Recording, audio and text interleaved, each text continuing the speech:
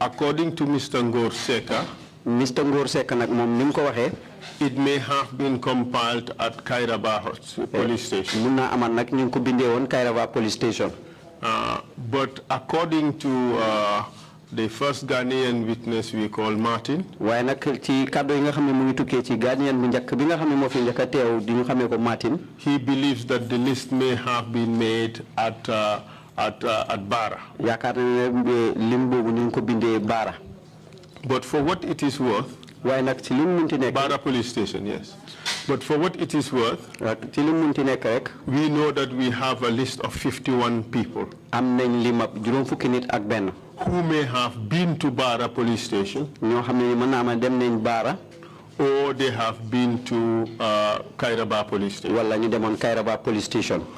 We were also told wax nañ ñi tamit ne there were about 6 people lu dem ci juroom ben nit who came down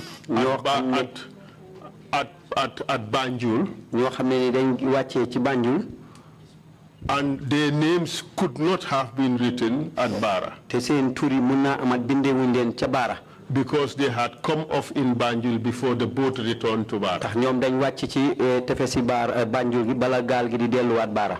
So for those people we have a list. ci ñooñu nag am nañ ci lim boo xam ne Daniel Amankwa, Robert Essien, Eric Nana Yau Ousu Ansa, Yau Ousu Ansa, Victor Odure, Tarzan, and the person called Fee or Kofi.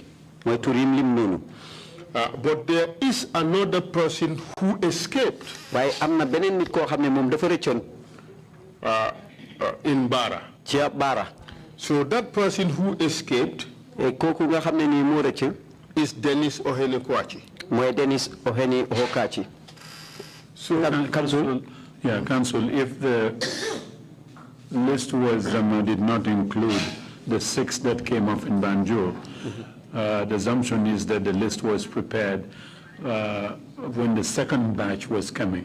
Not rather than the necessarily. First batch. Not necessarily. Okay, so clarify, please. Because remember that they came in the boat from Senegal straight to Banjul. Oh yes, indeed, yes. Yes, and the 6 were dropped off in Banjul.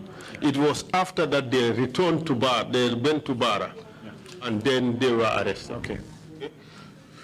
So these 7 names, that is the 6 and the 1 person who escaped at Bara. If you add it to the 51, that would give you 58. And we were told that there were 9 Nigerians who were killed and buried in a grave at the Bad Reserve. If you add that to the 58, that gives you 67. That would mean that everyone has been accounted for. The issue about Victor Odure is this guy was apprehended and brought to this place. Sorry. Let me get it right. No, hold a second. Let me get that name. All right. There is this person who had escaped and was that's Kobna Fosu. Kobna Fosu escaped. He was captured and taken to at Ghana Town and handed over. So he should not be counted again because it would amount to double counting. Victor Fosu is not in the list because he was dropped off at Banjul. Victor Fosu na bokku ci lim bi ndax mom ñu ko wacce Banjul. So that gives us 67. Lolu kon jox nañu limap lu toll juroom benn fukki nit ak juroom ñaar. We now have to add our Gambian victim. Légui nak dañoy yok suñ doomi Gambian bi ci bokku. Lamin Tunkara. Muy Lamin Tunkara. To make 68. Mu nekk juroom benn fukk ak juroom ñett. But we do know. Waye nak xam nañ ne. At least 4 people were not killed. Wa ñu dem ci ñenti nit ray ñoon leen. That is Martin who escaped. Moy Martin Kirechon. And the 3 that were at least say 4 rather. Martin. The 3 who were detained at Banjul police station. Ñetti ñi nga xamne ñu ngi leen téwon ci police station ni Banjul. That is Eric Yao, Robert Yao, ak Daniel Amankwa. And the person who escaped. Ak ki nga xamne ni reccion na. That is Dennis Kwachi. Dennis Kwachi. So 5 people, at least we know 5 people were not killed. Xam nañ ne daal lu toll ci juroom nak ñoom ray ñoon leen. There is also Daniel. Am na itamen Daniel. No. There is another Daniel. Am na benen Daniel. Who also was not killed. Ko xamne ni momi ray ñoon ko. Well, that is Daniel in Spain. Daniel moy Daniel bi nek ci rew Spain. According to the witness. Comme ni ko witness this is the state of play.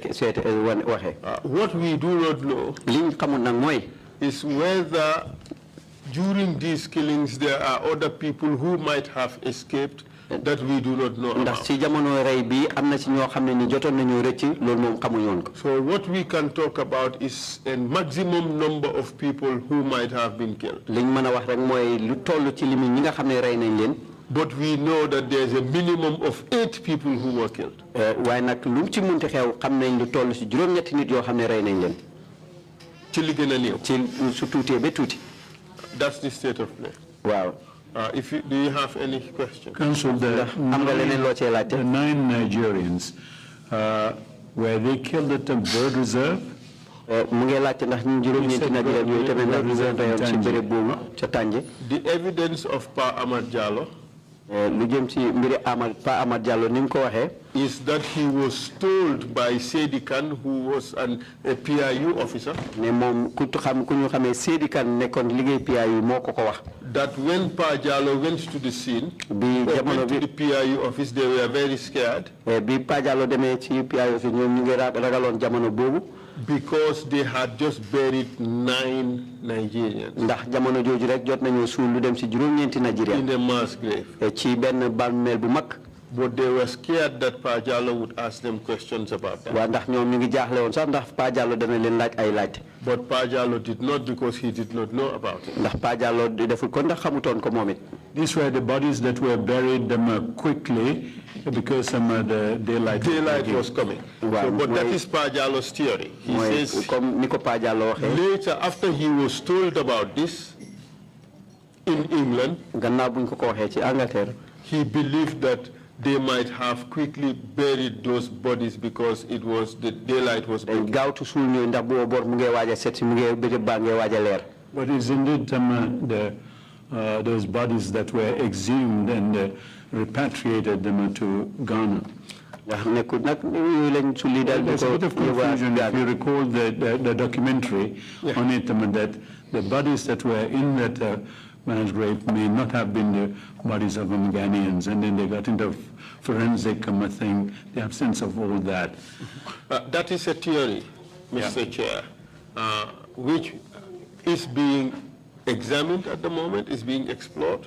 So we are not in a position to say anything at that. But it looks like that 17 people may have been killed. 9 of them Nigerians. Ghanaians. The 9 buried, others not buried.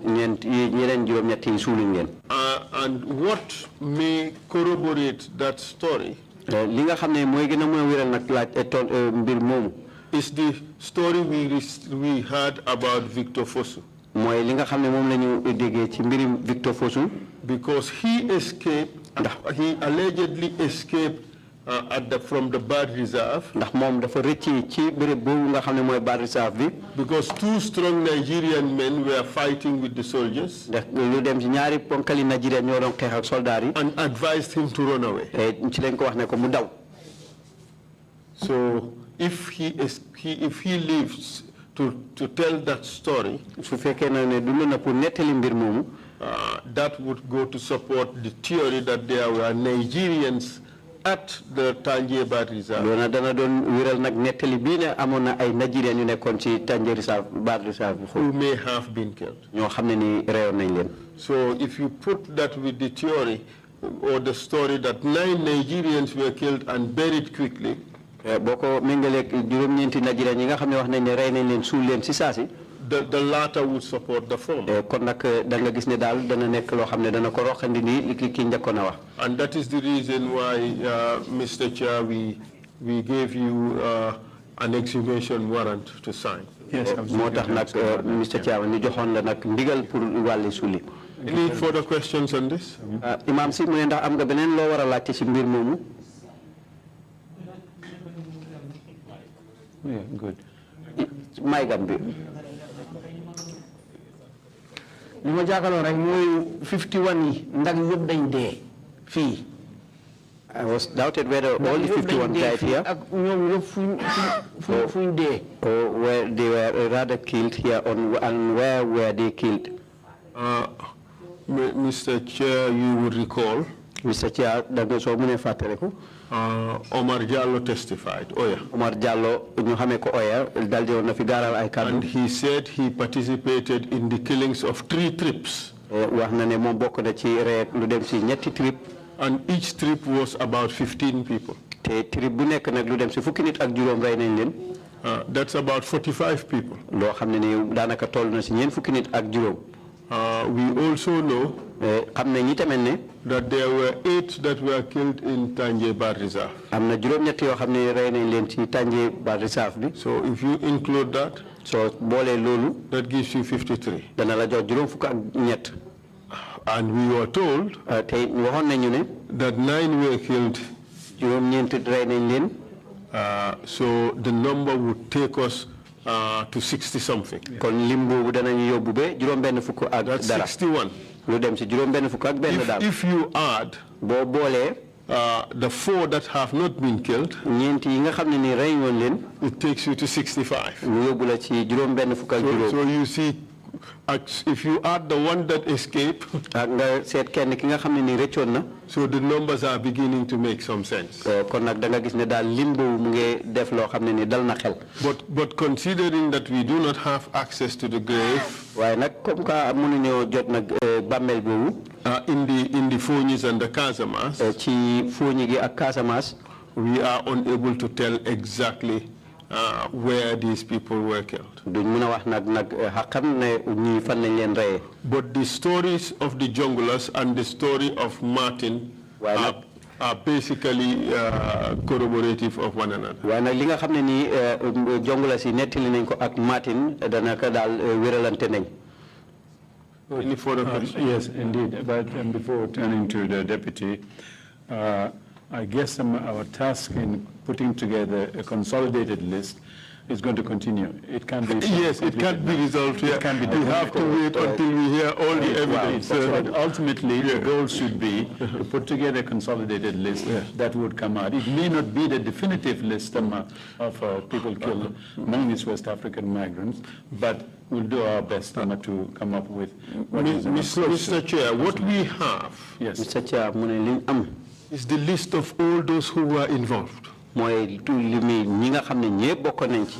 All those who boarded that boat from Mbour. ñëpp ñi nga xam ne nii ñoo yéegoon ci gaal gi li ko daggee Mbour Sali. We now have a complete list. léegi nag am nañ nag lim boo xam ne nii mot na. The question is, li xew mooy. who among those is surviving? ñan ci ñooñu ñoo nekk di dund. We know of 4. xam nañ ci ñeent. That is what we can say now. léegi nag loolu lañ fi mën a wax. With the permission, the 4 again. Sorry, okay, let me, Daniel Amankwa, Robert Essien, Eric Yao Ansa, Dennis ohene kuachi. ñeenti ñooñu mu tudd na mooy ñeenti ñi nga xam ne daal am nañ la reer ne deewuñ. And yes, and Martin, yes, Martin also escaped later, yes. And Dennis is the one in Germany.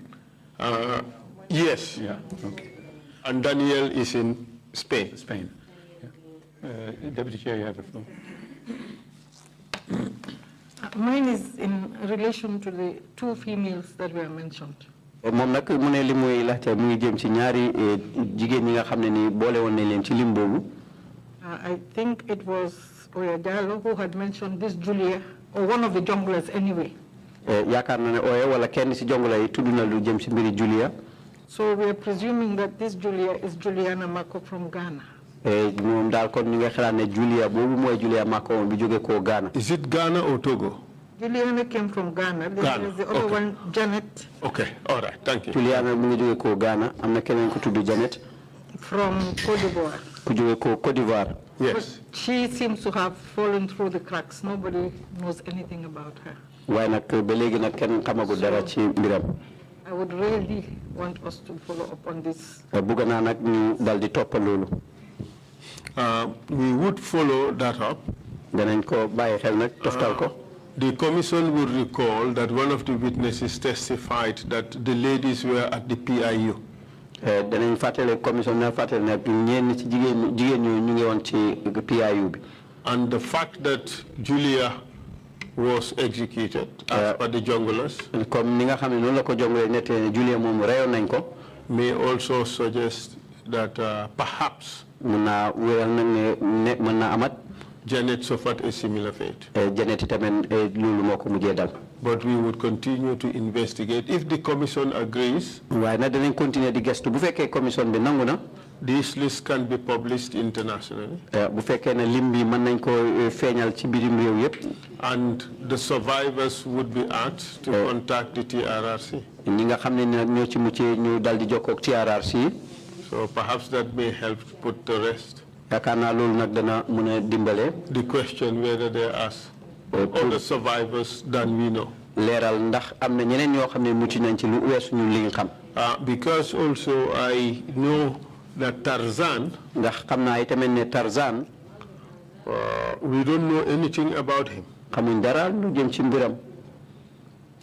Because if you look at those who escaped, ndax boo seetee ñi nga xam ne rëcc nañ.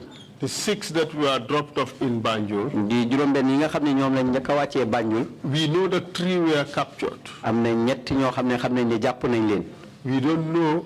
Well, we know also that Victor Oduro was captured. ñoo xam ne ñu demee ne Victor Oduro mi nga xam ne jàpp nañ ko. But we don't know anything about the 2 others. waaye nag xamuñ dara lu jëm ci yeneen ñaar. That's Tarzan. mooy Tarzan. And Kofi. ak Kofi. Mr. Chair, we've been looking at it very carefully. No, I know. Yeah.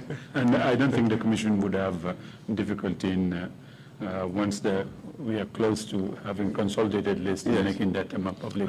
But that should come from the Commission, really. We are interviewing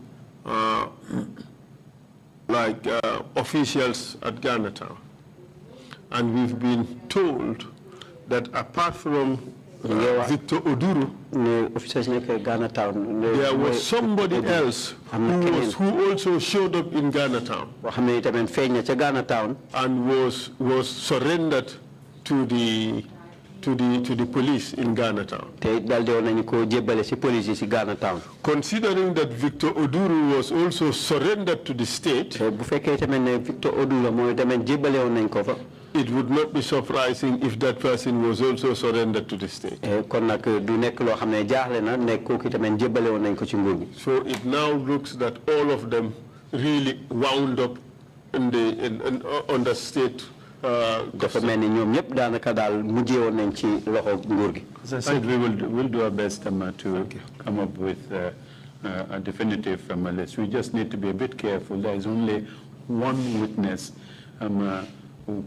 Martin, and that no one else tries to sneak in this group to get some compensation later on. You can't rule it out. Yes, but it would be difficult. This story, the story may have. Remember, Yes. Martin said he didn't know everybody. Yes, on the that's right. township. That's where somebody can, listening to all these things, can just sneak, well, this is on record. We would look at everything with a microscope. Commissioner Kinte, you have the floor. Mr. Chair, point of order. Go ahead, please. If this is what we're going to discuss, perhaps maybe this can wait, because the commission has to do this exercise in order to arrive at its findings. Yes, indeed. So this is something that we would have to do later. We have a witness who's waiting. Yeah, And but the IGP for that matter. yes, I've already been given the floor. Yes, but in spite of that, One difference is minor. You said 15, but for 3 trips, 45. that is just an estimate. He says about 15. Yes. But Martin's number, 8 and 15, the gap is up to 7. So that's why is Martin's group part of this 45, and in which case it would have to drop or whatever. That's what I just want to Remember, bring to our attention. remember, Yeah. this guy, he left. I mean, 8 of them were put in the truck, in the pickup, but he left some people there. So he would not know whether those people were loaded also on a pickup and taken just right behind them. And together regarded as a trip. Yes. Okay. So, Yeah, fine. So can you continue, bring the witness? thank you. May I ask that the witness be brought in, please? While they're getting the window, go ahead. While they're getting the, oh.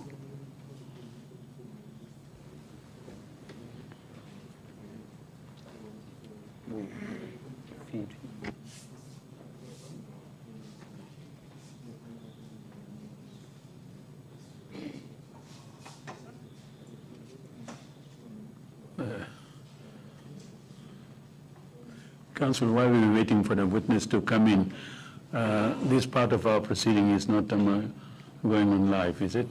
It is, Mr. Chair. No, I mean the, What we just did? yeah, the discussion among us. I think it did. That was live? Oh dear.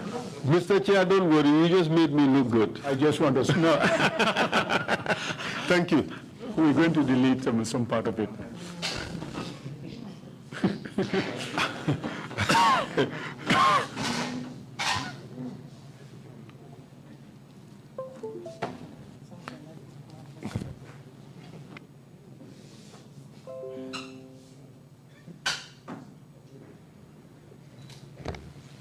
I, Mamour Jobe, I, Mamour Jobe, do swear that do swear that I'll speak the truth, I will speak the truth, the whole truth, and nothing but the truth.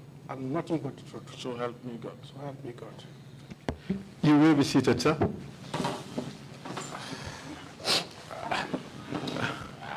Mr. Jobe, welcome to the TRRC. Thank you very much, Council. I do hope that we would not have reason to call you again before this commission. I hope so. But if we do, please wear your uniform. Because now you look like Imam Ratib of Banjul, Alhaji Abdullah Jobe, of blessed memory. So I almost got confused as to who's coming. Who's coming? Mr. Jobe,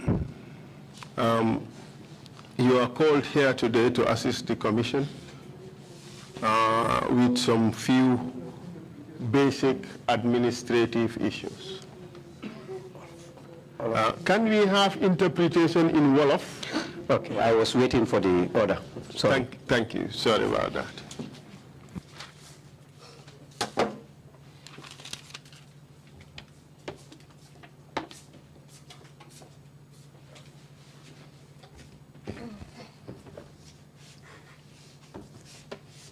Are we okay in the Wolof interpretation booth? Yes.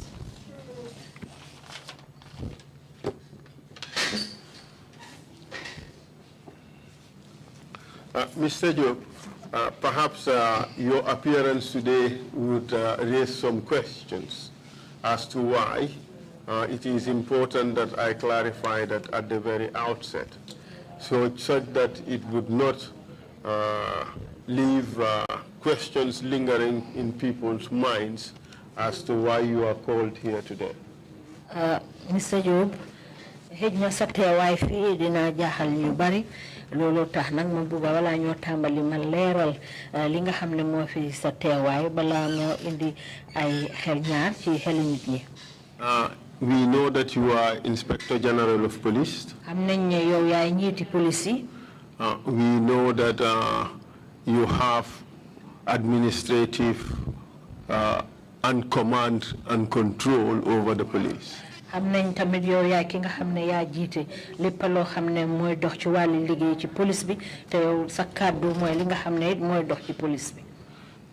You are called here to provide certain documents that have been requested from the police. Dañ la oo fii nag pour nga joxe fi ay kayit yoo xam ne soxla nañ ko pour amee ko ci loxo police yi.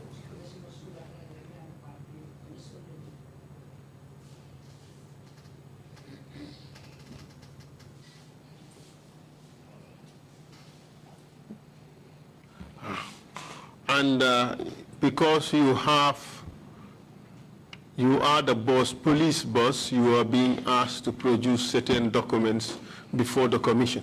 Ndaxte comme que yow yaa njiiti police yi nag moo tax ñuy sàkku ci yow pour mu am ay kayit yoo xam ne soxla nañ ko pour nga jox ñu ko fii ci commission bi. Ordinarily, we could have asked the commanders of the various police stations to provide the material. Mënoon nañoo laaj rek ñi nga xam ne ñooy kilifa yi jiite ay police station yi nga xam ne ñoo nekk ci biir réew mi pour jot kayit yooyu seen loxo. But because of the importance of these materials, waaye nag ngir am solo boo xam ne yumtuwaay yi am na ko solo. The commission deemed it necessary to make the request directly to the Inspector General of Police. Commission bi nag gis nañ ne am na solo nag bon sàkku bi ñoo sàkku nii ñu jaarale ko ci ki nga xam ne mooy seen njiit ñoom ñëpp. The commission would also wish to crave your indulgence. Commission bi tamit ñu ngi sàkku ci yow. To provide some basic information on the protocol of diary keeping in police stations. Pour nga waxal ñu nag anam yi nga xam ne ci lañ dee jaar pour denc di binda lépp loo xam ne rek mooy xew-xew yi am ci police station yi. Do you understand? Leer na la. Certainly, yes. So, wow. So you have never been mentioned before this commission for anything. Yow nag commission bi moom suñ la fee tudda ci lépp lu mun a doon. So I hope that would allay all fears and put matters to rest, or concerns to rest for that matter. Yaakaar naa ne loolu nag dina dalal xeli ñépp ci li nga xam ne moo tax ñu oola fii. Are we together, Mr. Witness? Yes, please. Wow.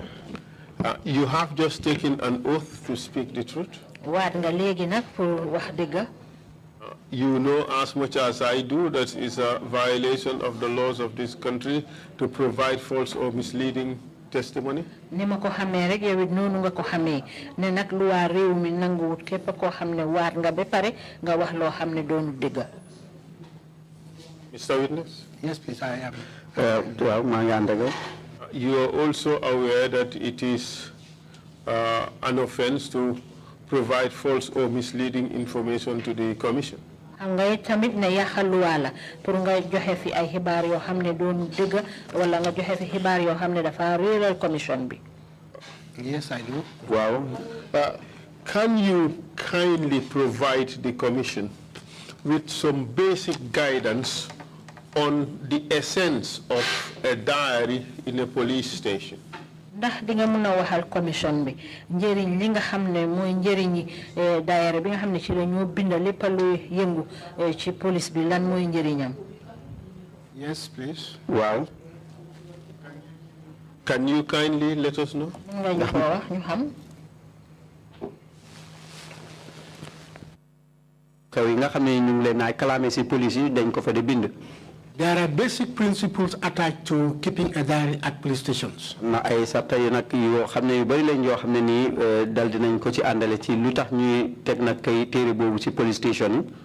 One of those fundamental principles needed in keeping a diary ben nak ci sarta yoy nga xamne ni taxna mu aajo ko pour ñu am diary ci police station is one, you must be able to get somebody who can write legible English fox rek ñu am ko xamne ni mëna bind lak anglais bu baax and also the writings must be very clear tamen mbind mi warna nek mbind mo xamne ni mbind mu fess la and that if the incident or the report is a complaint bu fekke nak ni xew-xew bobu nak luñu tawat la the officer handling or keeping the diary will use a red pen ti ki nga xamne ni nak mo amé nak mbir momu fox mo amé pen bu xonko and that is to record the incident that is brought to the attention of that particular station di xew-xew bi nga xamne ni mom lañ kalamé ci nak ci police station bobu. That diary is numbered serially. Téere boobu nag dañ ko dee def nag ci ay chiffres ni tefaar yi di toppalante. And the serial number keeps changing as events unfold. Chiffres yooyu nag mën nañoo nekk di wécceeku comme ni nga xamee noonu la kalaame yi di duggee ci police station boobu. And at the end of midnight. ci njeexteel guddi gi nag maanaam xaaji guddi. The entries of that particular day is supposed to be closed. li nga xam ne nag moom la ñu bind ci liñ dékku ci ay tawat nag foofu lañ koy tëj. And the beginning of the other day will start with serial number 1. ci li nga xam ne nag mu ngi aju na ci xew-xew yi ñuy dékku nag ci beneen bés bi mu commencé ci chiffre number 1 di benn. Now, among the specimens of a station diary, ci yenn yi nga xam ne ni nag mandarga la ci téere yooyu. it should contain the serial number of the diary. Fox rek mu am limite chiffre bi nga xam ne mooy station diary bi. The diary is numbered serially from 1 up to the last entry of the day. di téere boo xam ne nag dañ koy teg ci ay chiffre li ko daggee ci benn bi ba ci fa mu mujjee ci bés bi. And it also includes the time at which the incident is reported to the station. boole nañ ci tamit waxtu wi nga xam ne nii ci la ñu kalaame na xew-xew boobu ci station bi. By whom the incident is reported. ci ki nga xam ne nag fa la ci boo dékku nag kalaame boobu. And in the event that the entries are completed. ci jamono boo xamee nag mbind yooyu jeex na. The supervisor of the station from time to time is supposed to check. ki nga xam ne moom la ñu dénk nag lu jëm ci wàlli bàyyi xel lu jëm ci tëddaliini station boobu. To see if the entries are accurate. dana bàyyi xel ngir seet na ndax li ñu bind nag méngoo na. One of the rules attached to the entries in a station diary. benn nag si loi yi nga xam ne moom lañ teg nag ci station diary boobu di téere boobu. That is, it is not allowed for it to be scratched. ne daal joxewuñ ci ndigal pour ñu xose ko daal wala génne ci dara. In the event that you make a mistake during your entries, bu fekkee ne am nga njuumte ci jamono bi nga xamee ne ni yaa ngi doon bind. you are supposed to strike the offending word with a single stroke. da ngay rëdd benn rëdd rek pour génnee li nga xam ne mooy nekkoon sa njuumte ci li nga bind baat bi nga bind. And that stroke should be very light, not thick. tey tamit rëdd boobu nag waruta nekk rëdd boo xam ne ni dafa fës wala lu dëgër foog si rek nga def ko rëdd bu oyof rek. And the person making the stroke will have to sign on top of the entries. ki nga xam ne nag moo bind nag rëdd woowu pour génnee baat boobu pour wane ne baat boobu am njuumte la woon foog si rek mu xaatim signature am signature am ci kaw loolu.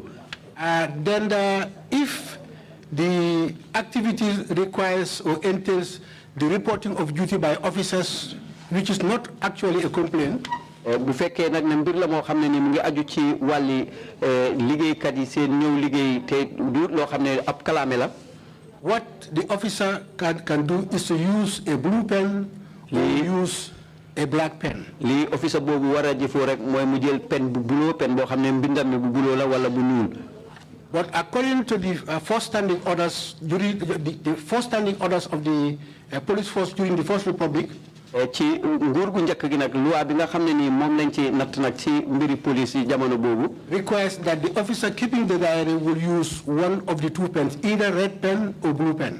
wane na nag police bi nga xam ne mooy bind nag loolu war naa jëfoo ñaar yi benn pen bu blue wala bu xonq. But along the line, it changed from only blue to include blue and black. waaye nag si mujjantal gi dañ ci boole rek ne blue rek la wala ak bu ñuul. And that takes account of incidents that are normal but are brought to the attention of the station. waaye nag nekk na mbir moo xam ne nii feeñal nañ ko ci li nga xam ne mooy xew-xew yi ñu fa natt ci police station boobu. Let me just try to clarify here. xaaral rek ma leeral fii. Let's say, for instance, after midnight, nañ wax rek ne gannaaw xaaji guddi. a case is reported to the police station. am na tefaar boo xam ne nii kalaame nañ ko ci police station bi. It will carry serial number 1. dan ñu bind ko sifuri number 1. Number 1 of the date of that day. The number 1 ci bés boobu ci natt fani weer woowu. Let's say, for instance, number 1 of 3rd March. Niki benn number 1 ci ñetti fan ci weeri March. So it should be number 1 stroke 3 stroke 3 stroke 21. dafay nekk stroke 3 1 stroke 3 1 stroke 3 stroke 3 stroke 21. Yes, and that tells you that that is the first entry of that day. te mu laa wane ne boobu mooy njëlbeeni kalaame boo xam ne ni dékku nañ ko ci bés boobu. Now, as situation unfolds, ci ni nga xamee ne noonu la xew-xew yi di continuer. and the serial number of that diary keeps changing. kon nag chiffre boobu nga xam ne moo natt li xew ci wàlli tefaar ci bés boobu dafay continuer di wecceeku. So if a case is reported, bu fekkee ne am na tefaar boo xam ne di kalaame nañ ko. the case is given a serial number. ñu dal di ko jox ab chiffre. And probably that case might require investigation. te itamit mu nekk nag tefaar boo xam ne foog si ñu war koo gestu. Any other development related to that case lépp loo xam ne nag aju na ci mbiri tefaar boobu. will require a cross reference. foog si rek mu am nag cross reference di loo xam ne nii nattab ebalaat la. The cross reference will indicate the date at which the case was reported and the serial number of that activity on that day. But along the line, under normal circumstances, the station diary is supposed to be inspected on a daily basis by the station officer. Waaye nag kilifa gi nga xam ne nii moo jiite police station boobu bot bu set war naa gis li nga xam ne nii mooy dox nag ci station diary boobu di téere boobu. Now, if that diary is exhausted, diary boobu nag bu feesee téere bi. it is supposed to be kept. dañ koy denc. And that is in accordance with FSO. loo xam ne dëppoo na ak FSO. Previously, it was 104, 106, and finally it's 211. njëkk nag téeméer ak ñeent la waaye léegi nag 211. Now, if I may clarify what is meant by FSO. bu ma buggee leeral nag lan mooy FSO. First standing order. mooy first standing order. Now, if you check under section 145. So seete si xatum téeméer ak ñeent fukk ak juróom. Sorry, 154 rather. xatum téeméer ak juróom fukk ak ñeent. Section 154 subsection 1. xatum téeméer ak ñeent fukk ak juróom xaaji benn bi. gives power to the Inspector General of Police. jox na ndigal Inspector General bu police. to make standing orders. pour mu joxe taxawaay ndigal loolu. for the governance. pour nag ci saytu. welfare. nekkin. and other administrative issues. ak yeneen fànn yoo xam ne mu ngi jëm ci wàllu tëddalin ni doxalini liggéey. and that standing order shall be binding to each and every member of the Gambia Police Force. tamit ndigal boobu nag dana nekk loo xam ne dana jokkale képp koo xam ne nii yaa ngi liggéey ci police bi. along the line. ci mbir yu mel noonu nag. during colonial time. ci jamono nguuri tubaab bi. we were told that if the diary is exhausted. bu fekkee nag ne téere boobu noonu fees na. it should be kept for a period not less than 7 years. war nañ ko denc rek waaye nag du mën a manqué sax juróom-ñaari at. but not more than 10 to 15 years. waaye warta weesu lu fukki ba juróom fukki at ak juróom. along the line. ci mbir moom ba tey. changes happen. Wecceeku amna. But it is expected that once the diary is exhausted, waaye séntu nañ nag ne bu fekkee ne téere boobu fees na. it is supposed to be kept. dañ ko war a denc. For further or for future references. pour leneen loo xam ne ni dabalaati ëllëg la. And it should be produced where it is possible. te war nañ koy wane ci foo xam ne ni daal aajo nañ ko. I think basically this is where I may want to stop. Unless you kon nag foofu fii laa bëggoon a em. clarify. li nga xam ne loolu laa bëgg a leeral.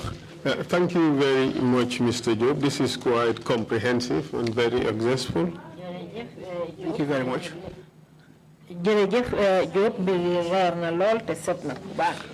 What kind of incidents must be recorded in the diary? Now, incidents such as people that are offended, something that is not normal. It could take in any form. It could take the form of theft. It could take the form of fighting. It could take it could take the form of either against the person or against property. But how about arrests and detentions? Yes, please. They are supposed. The entry is supposed to be in red. Wow, Can a person be detained in a police cell without an entry in the diary?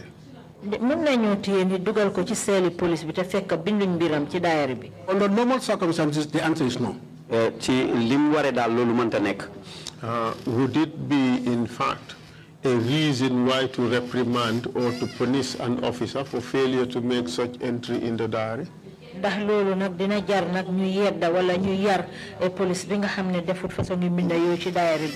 Of course. Well, you said that the entries are numbered serially. Yes, please. Why is that? That is in order to provide references. Because on a daily basis, you get a lot of entries coming into that station. So in order to make it look very clear, each incident report or complaint is given a serial number. The serialization of the incidents, would that also serve as a control mechanism?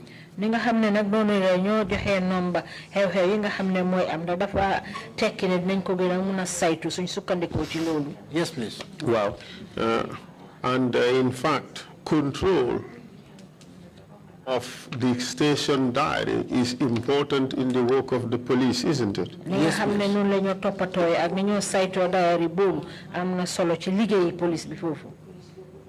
Would you answer now, please? Yes, please. Wow. And in fact, that is one of the reasons why the supervisor has to check the accuracy of the entries, isn't it?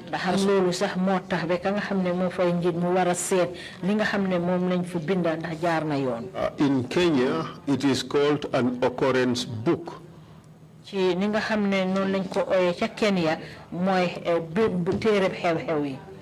Where all occurrences that are reported at the station would be recorded. In Gambia, could it be called an incidents book? Incidents register? Yes,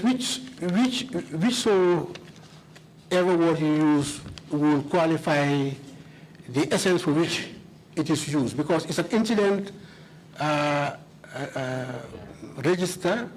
But I remember when I was a young officer. Mr. Jobe. Baat boko munti waxe rek dana nek nak lo xamne ni dana meuna garal li tax mu am solo pour ñu am nak téré bobu ci police station. Yes, like when I was a junior officer in the police force. Jamono bi nga xamé ni ndaw la won ci police force bi. The issue of that name came up. Lu jëm ci mbiri tour bobu ñewon na. And then we had a British training advisor. jamono jooju nag am nañ koo xam ne nii mu ngi jóge ko léegi Angleterre doon ñu yedd ci wàllu njàngale. If you call it an incident register, it is only supposed to account for incidents reported in that police station.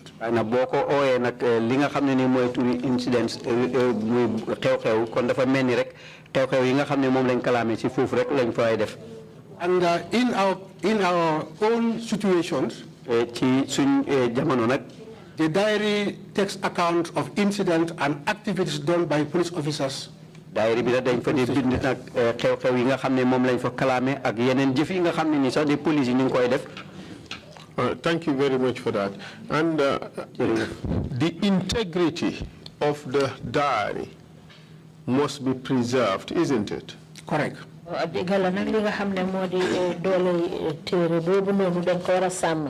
And it's not allowed to deface the entries in the diary, is it?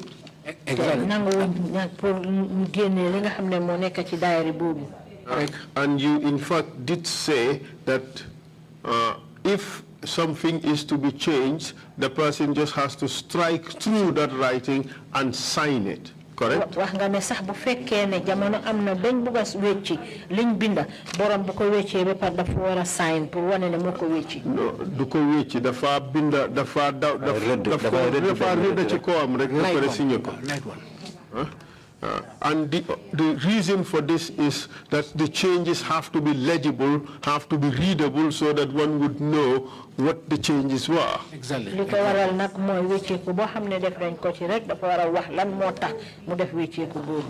the reason for signing it is to ensure accountability. And you did say that the station diary is inspected on a daily basis. If I may come in here, should be inspected. Yes. And what is the purpose for that? To make sure that the station officer is abreast of all that is happening in his station.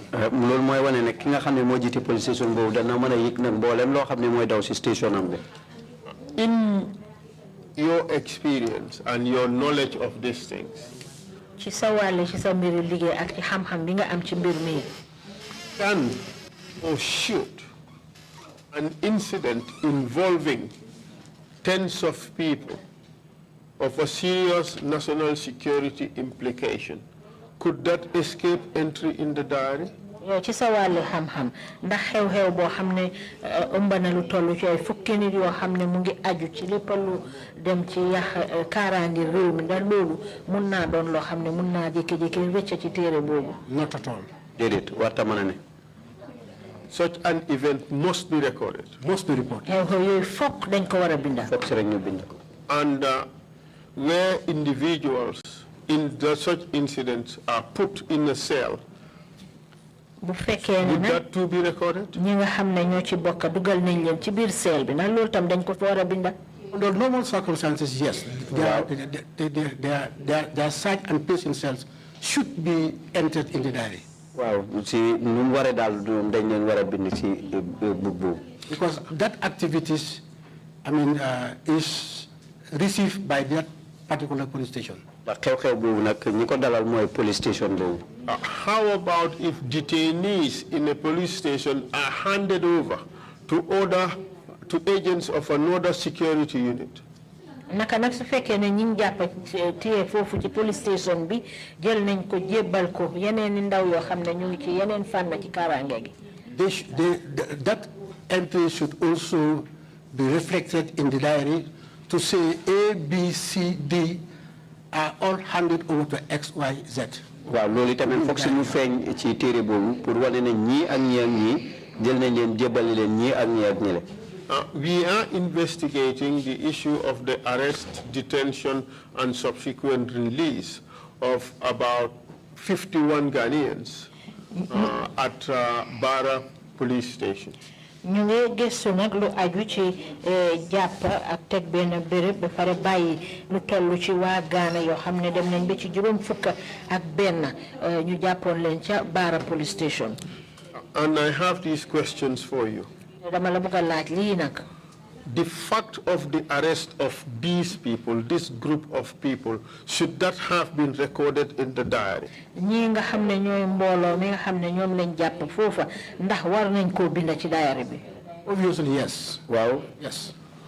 How about their detention in cells? Should that also be recorded in the diary? Naka liñ leen jël dugal leen ci biir cell bi ndax loolu tam dañ ko wara bind ci diary bi. Yes, Council. Wow, Council. And their handover to security forces, other security forces, should that also be recorded in the diary? Liñ leen jëli tamit jébbal leen yeneen fànn ci wàlli kaaraange gi ndax loolu tam dañ ko wara bind ci diary bi. Yes, Council. Wow, Council. In effect, you should have 3 entries for an incident like this. Te mu ngi mel ni xew-xew bu mel noonu war naa am ñetti fànni mbinda yoo xam ne def nañ ko ci téere boobu. Perfect. Wow. If the first one is not written, bu njëkk bu njëlbeen bi buñ ko bindut. We can excuse that as a lapse. Mun nañoo wax ne loolu xëj na njuumte la rëcca la. If the second one is also not written, ñaareel bi tamit buñ ko bindut. It may still be excused. Ben tey tamit mun nañoo nangu ne rëcca. But if all 3 are not written, waaye ñett yépp buñ ko bindut. It looks more like a deliberate plan not to record it in the diary. Do you agree with that? Dafa mel ni nag loolu moom tayeef la boo xam ne dañ pare rek ne bëgguñ koo bind ci diary bi. So, Council. Wow. That is from the IGP. IGP yaa ko wax de. Thank you very much, sir. You have been asked to produce a number of diaries to the Commission. We have asked you to produce the diary of the Major Crime Unit. For 2005. 2005. The police officers in the TRRC have been in contact with your people and they have custody of those diaries for you to produce to the Commission.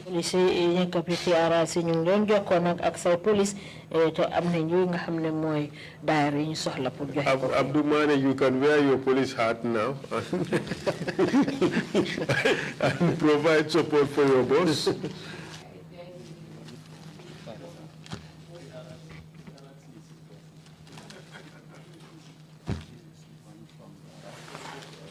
Yes.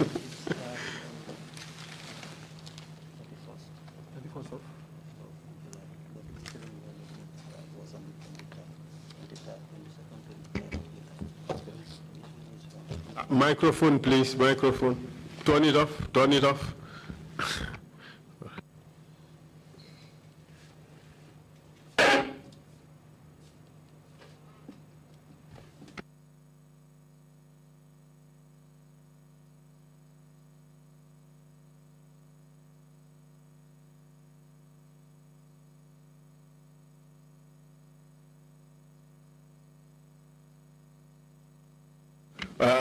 The diary for Major Crime Unit. Diary for Major Crime Unit. 2005. 2005. That's it here.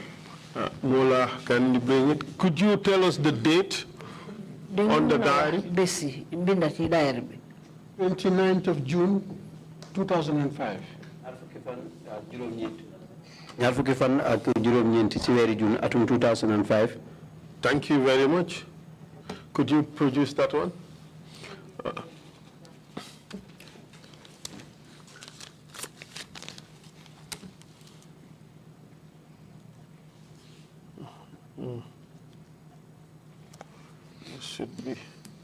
This should be maybe 202. Sorry. 202. Or 203. Yes, 203, yes. So let's say exhibit 203 if the Commission accepts it. Pass it to the chair. Also the one for Kairaba Station. Do you have that one? I'm going to Kairaba Station. Yes, please. Wow. That should be exhibit 203A. Kindly bring that.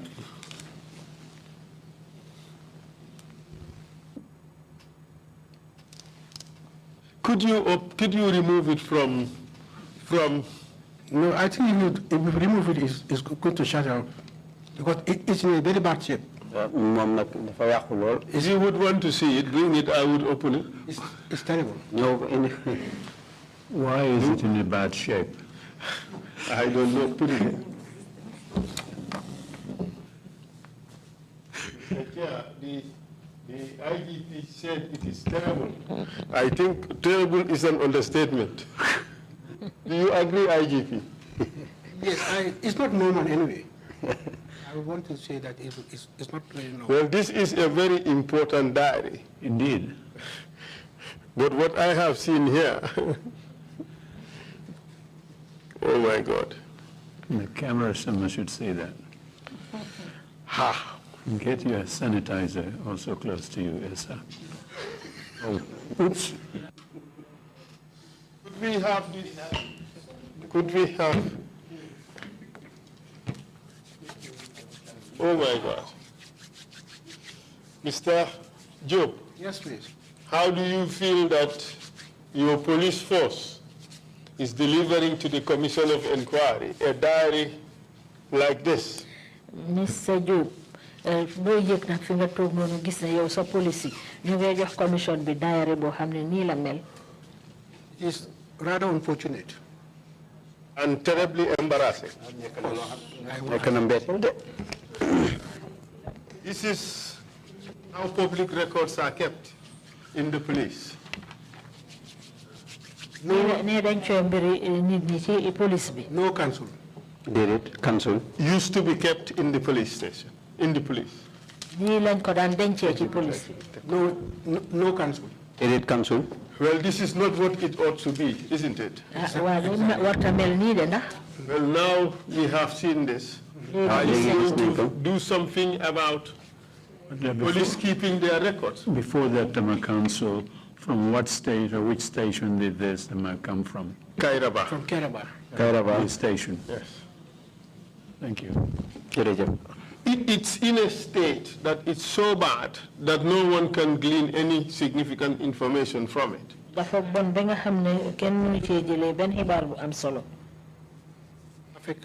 Wow. Are you going to do something about this record keeping in the police?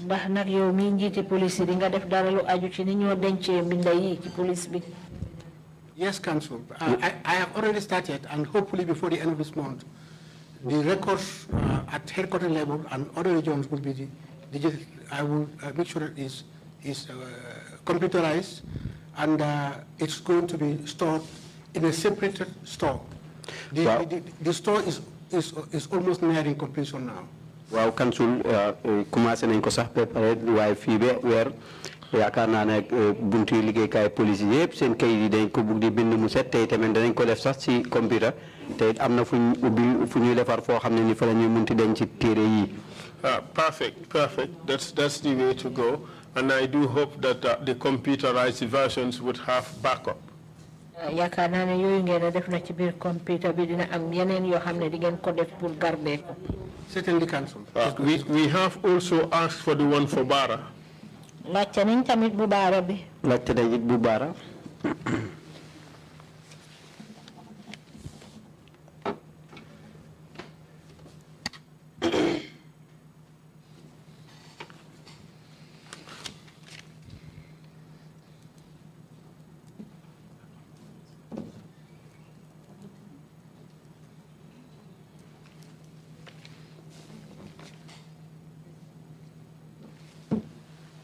That's the one? Yes, please. Tell us the date, the commencement date of the first phase. 30th. 30th?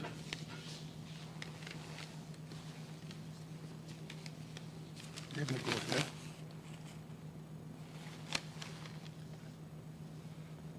30th of June. Very fancy, very June. Okay. 2005. 2005, yes. 2005. Thank you very much. Could you pass that?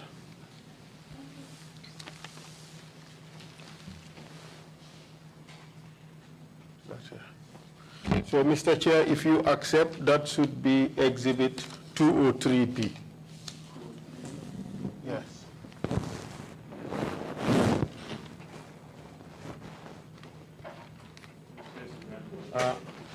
Is it 31st June or 31st July or 30th July? 30th June. No, I think it's 30th June. yaakaar naa fanweeri fan ci weeri June la. 30th June, because June has 30 days. Yes, but I think the first page here is 31st July. Okay. It's 31st July, so this should be 30 July. Take a look at it again.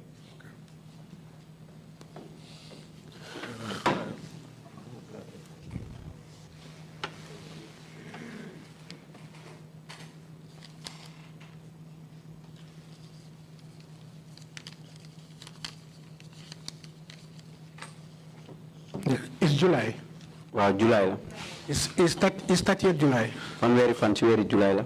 Thank you very much. jërëjëf. So we would exhibit that as 203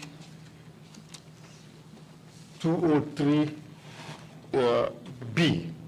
But Mr. Witness, we want the diary for up to 23rd of July, 2005. dañ soxla diary boo xam ne dem na ba ci ñaar fukki fan ak ñetta weeri July 2005. Where is that one? ana boobu. Well, unless we search for it. Kanaa bañ seet ko de. Search again, you mean to say? Yes, please. Right. It is supposed to be available. war naa nekk loog luñ mën a am. All right. We have also asked for the diary for Bundung.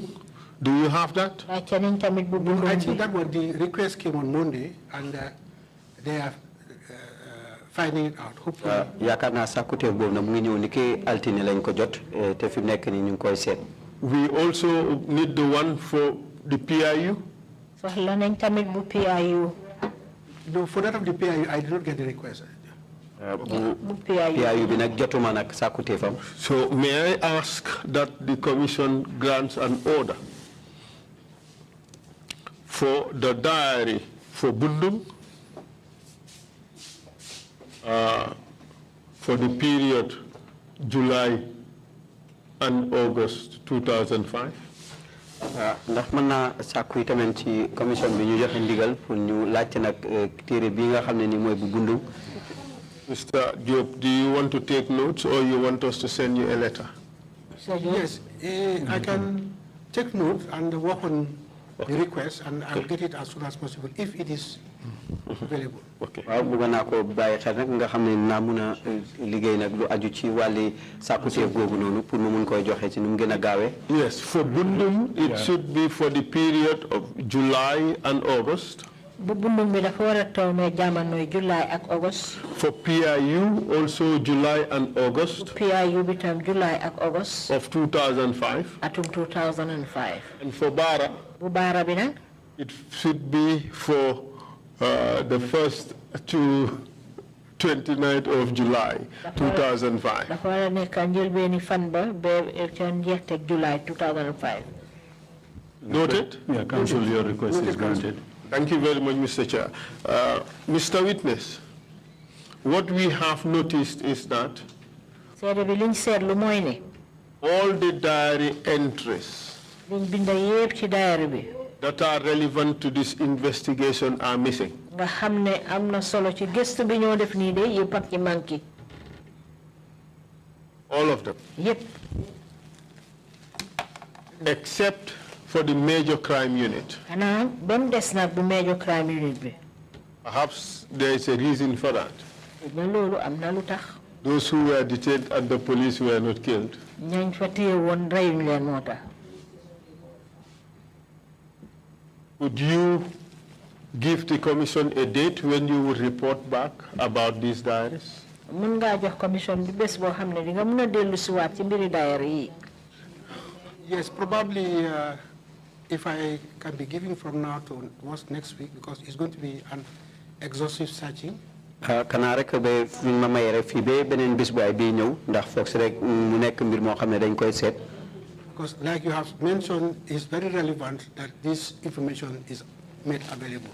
ndax comme ni nga ko waxee rek ne na doon lu am solo pour nag bataaxel yooyu ñu feeñal ko fi. The evidence before this commission firnde biñ am nag ci kanam commission bi is that these diaries have been disappeared. mooy ne diary yi dañ jékki-jékki rek ne meles kenn gisu ko. They have been disappeared. dañ dem gisuñ ko dañ ko fa génne. dañ leen naax saayal dañ leen réeral. dañ ko fa génne réeral ko. Well, I'm yet to confirm that statement because if it happened, it has never been brought to my attention. dëgg la guma nag wax jooju ndax bu fekkee nag ne am na waaye indeeguñ nekkagul loo xam ne ni yëg naa ko wala yëgal nañ ma ko. Okay, unless I find out. njare rek ma gestu. Well, we leave it in your hands as to how you go about this. Thank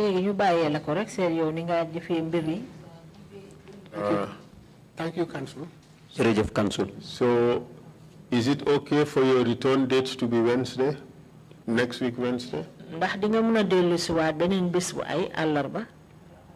Certainly, I will try by all means to make sure that I am available on Wednesday next week. Waaw danaa jéem def lépp lu ma man rek pour gis na naa fi delluwaat niki àllarba bi ñëw. And to produce the diaries or an explanation as to why those diaries are not available. Kon nga jox ñu nak diary yooyu wala nga wax ñu lan moo tax ba diary yi mënuñ cee jot. Yes, Council. I have no further questions. Thank you very much for being so cooperative. Jërëjëf ñu ngi laa gërëm ci lim ñu jàppale. Thank you very much, Council. Thank you very much, my counsel, and thank you very much. I guess I never know how to address Inspector General of Police, but I guess IG, because in another context, previous life, we just address the SG Ban, SG Annan, SG Guterres. So I'll address you as IG Jobe.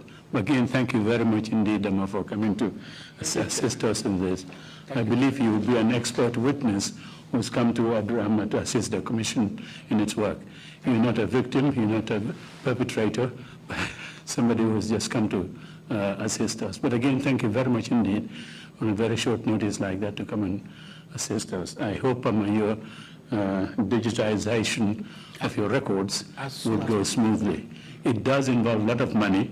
We're involved in millions and millions of dollars, 30 million for the digitization of the League of Nations documents in Geneva, and the Qatari government gave the UN $30 million to go ahead and do that.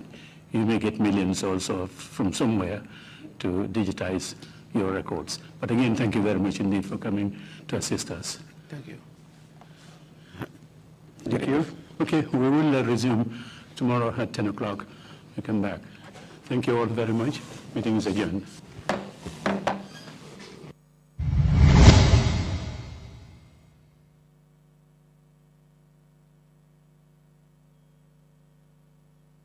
The Gambia may be the smallest country in Africa, but it will host the second largest gathering of world leaders in 2022. To successfully host the OIC Summit and put the Gambia on the global stage, the government of the Gambia set up OIC Gambia to mobilize resources for the implementation of key development and infrastructure projects on a scale never seen before. 20 new roads will be constructed across the country, and the Bertel-Harding Highway will be expanded into a dual carriage highway of 2 lanes on each side from the airport to Sting Corner. All people in the Gambia deserve clean water and a constant flow of electricity. Therefore, an entirely new water system will be constructed, including new transmission and distribution networks to meet the increasing demand. In order to provide a more reliable supply of electricity, the OIC